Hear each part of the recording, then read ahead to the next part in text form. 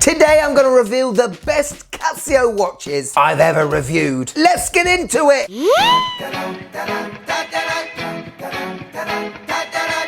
Yes, and welcome to the Mad Watch Collector Show. And I'm going to reveal the best Casio watches I've ever reviewed while doing this show for the last 5 years. You know I'm a huge lover of Casio. Grew up with them as a kid. And to be fair, still feel like a kid. But over the last 5 years, I've bought and reviewed a ton of Casios. And only a few have really touched me. You're going to see everything from cheap budget beaters to vintage blingy beauties. So hold on to your butts. This could get heavy. Are you greatest Casios of all time ready? Let's go.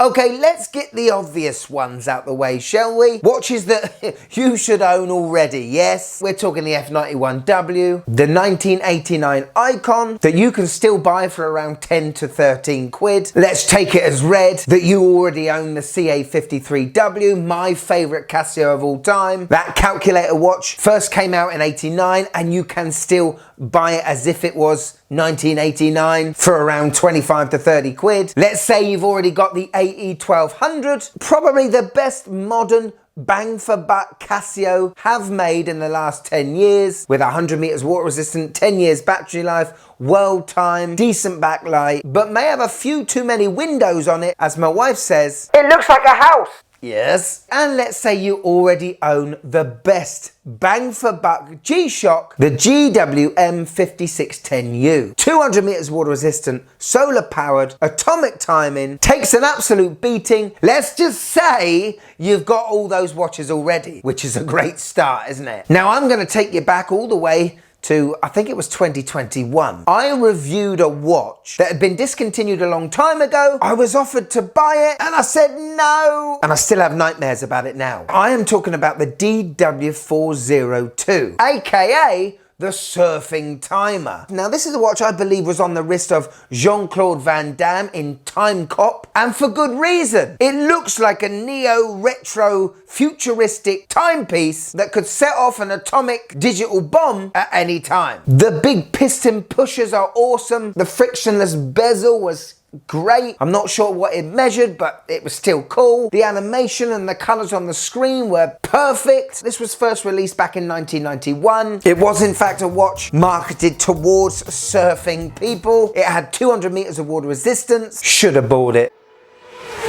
Now I'm a massive lover of the G-Shock Square, the original square design. A couple of years ago, to celebrate the 40th anniversary of that very first design, G-Shock came out with this bad boy, the DW5040. And it is still, to this day, my favourite looking G-Shock Square they've ever made. From the premium feel of the case and the strap to the face and that gold screen. This is a watch that doesn't have the value for money parts like the 5610U, the solar power, the multi-band 6. But sometimes, like the surfing timer, it's not what the summer parts are on a bit of paper, it's what they are when they all comes together. This watch gave me a smile when I took out the box like no other G-Shock. Unfortunately, you can't buy this watch for love nor money either. Maybe on eBay if you're lucky. But it won't be cheap. If you're one of the lucky ones that own one, we got a blooming good watch there, haven't we? Now I've got to talk about this budget beater. It's my favourite budget beater of the lot, and unfortunately you can't buy it anymore. It's the W86, the beefed up version of an F91 with an added bonus of an electroluminescent backlight. We all know the massive failings of an F91W is the backlight, you know, it's looking at it in the dark. Well, this W86, not only does the overall watch look sportier, tougher, look like it can take a couple more bangs, but it also looks awesome in the dark. And at the time when I first reviewed this watch, you could buy it for like 16 quid in Argos. Unfortunately, Casio are getting rid of electroluminescent backlight Casios. And it's doing my head in. They're doing it with the A168, definitely discontinued it in Japan, but this W86 made me not wear an F91 anymore. And if you're lucky enough to own one of these, good on ya! Now this next Casio is incredible. Now a different reference, the A100, which is a reissue of the F100, the first fully plastic digital watch made by Casio, made in the late 70s, I think. This next watch is the watch I wanted that one to be like. We are talking about the A1100, a fully stainless steel digital watch from Casio. Yeah, I know. It looks modern, but it also looks vintage. It looks more reminiscent to old Seikos, particularly with those stainless steel pushers on the front of the face, than any old watch that Casio brought out. I love the case, I love the bracelet. Functions are basic, but this isn't a watch you're gonna play rugby in, you know? Or go mountaineering and need the compass for. It's just a very cool watch that I wish Casio would base a new version of the CA53W like. Wears so comfortably on the wrist. I think it's around £100 still. You might be able to find it a bit cheaper, but this is a watch that will never leave your Casio collection. Right, now even though I've had many Casios, they've just not stayed on my wrist for long. Me being a fan of the original that was digital, analog Casios just tend not to get a lot of wrist time on my wrist. Now even though this is Ana-Digi, the digital screen is laughably unclear and illegible. And so it annoyed me a bit and put me off the reference. But that was until I reviewed the Manga editions. Yes, GA2100s that are based on the famous Japanese animation manga. We have black outlines on pretty much every angle of this watch, and it looks like you're actually holding or wearing a comic watch. But in doing so with these black lines, it's made this watch legible. Love the blue, love the little touch of red on the dial. This watch looks awesome with a tan. I know that eventually those black lines will fade away, but when I took this blue one out of the box, it gave me that smiley feeling. And you don't take them for granted. I bought one. Could you just click that like button, please? It really helps the channel. Thank you. Now another type of watch you have to try, people, is a Casio G-Shock with a memory in pixel display. 3.5 years ago, I reviewed the GBD 200. Still, to this day, one of my favorite G-Shocks I own. It has the most legible screen on a G-Shock. The GBD 200 and the GBD 300 are absolutely phenomenal watches for those that do sport in a job or play a lot of sport. Essentially, these are smartwatches. You can create workouts, you get a step count, and you can track your fitness history with these watches via Bluetooth. However, I don't use these watches with my phone. They have never been connected to my phone. I only use them as, well, watches. Now the GBD 200 has had a bit of a facelift recently, giving it a positive display, but I don't know, I still like this negative display on the older ones more because of a watch I'm going to talk about in a minute. But honestly, this negative display GBD 200, I think it'll be going for a good price now. And don't be scared of it being a smartwatch, because I don't use any of those functions. It's just a blooming clear, legible watch that can take a beating. Okay, we've got to talk about another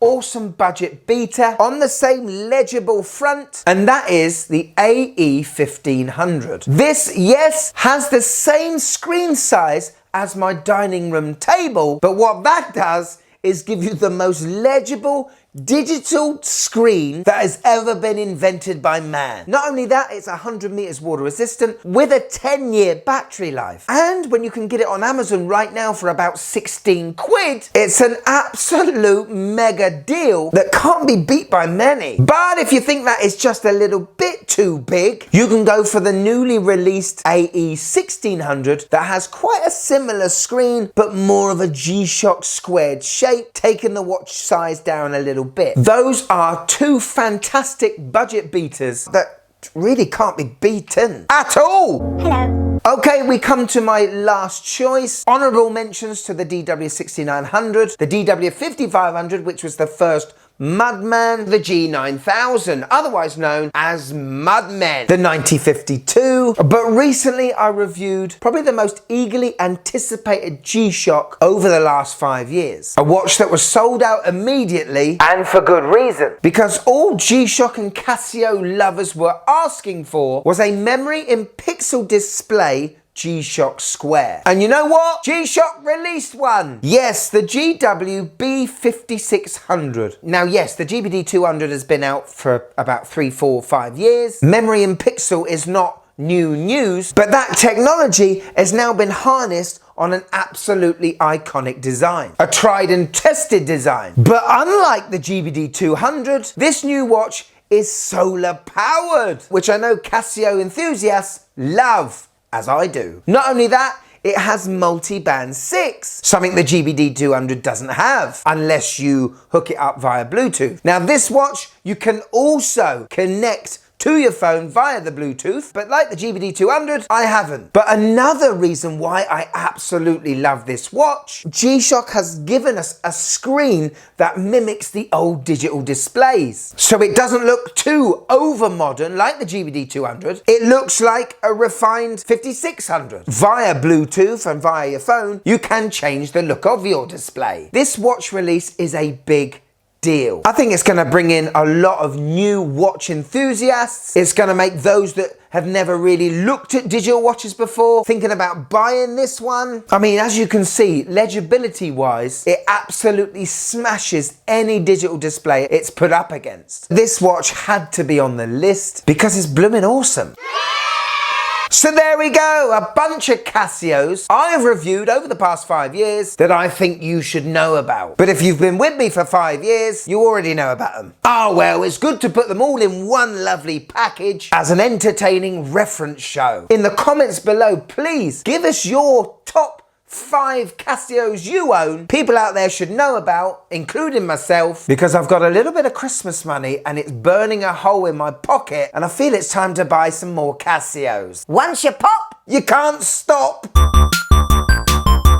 Yes, Casio Corner is back and we've got to say a big thank you to Daniel_Kresic. And he is showing off a watch he's been wearing for plus 10 years. It's the SGW100, a watch that I did review, I think a couple of years ago, but in a purpley version, and I absolutely love that watch. It's the Budget Pro Trek and has a built-in digital compass with 200 meters of water resistance to boot, just in case you're underwater and you want to know where north is. It's a phenomenal watch, my friend. Doesn't look like you've given it too much of a beating, and I'm glad to see it still working as well as the day you bought it. Thanks for tagging me in. If you want to be on the next Casio Corner, all you got to do, find me on Instagram here and tag me in on one of your Casio posts, because who knows, next time the star of the show could be you.